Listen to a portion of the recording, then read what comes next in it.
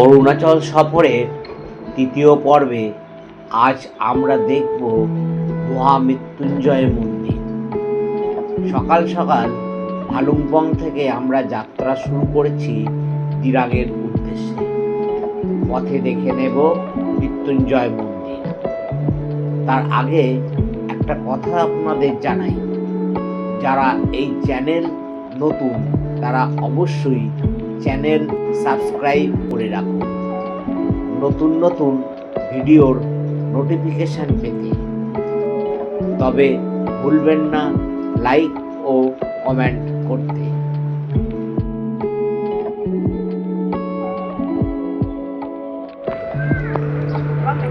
এই আমরা এখন এসেছি মহামৃত্যুঞ্জয় মন্দির, আসামের নওগাঁয়।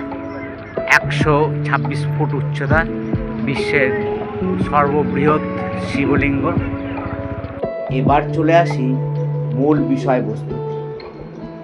কেন এই মন্দিরের নামকরণ মৃত্যুঞ্জয় মন্দির?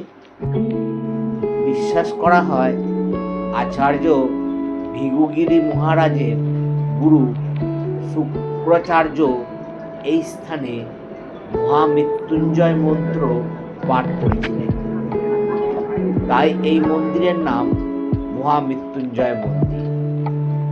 2003 সালে আচার্য ভৃগুগিরি মহারাজের হাত ধরে এর নির্মাণ কাজ শুরু হয়।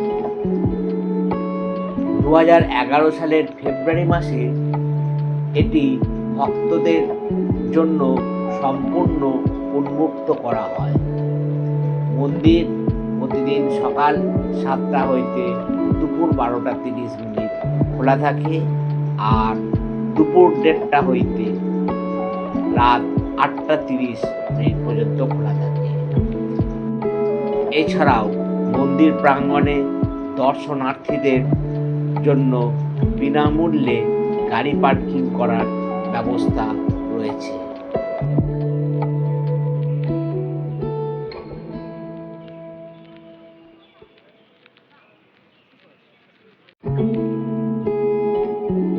এই প্রতিবেদনটি কেমন লাগলো অবশ্যই কমেন্ট করে জানান।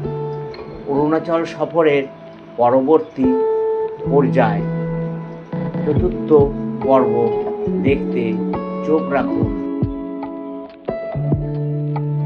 সকলেই সুস্থ থাকবেন, ভালো থাকবেন। চোখ রাখুন চতুর্থ পর্বে। নমস্কার।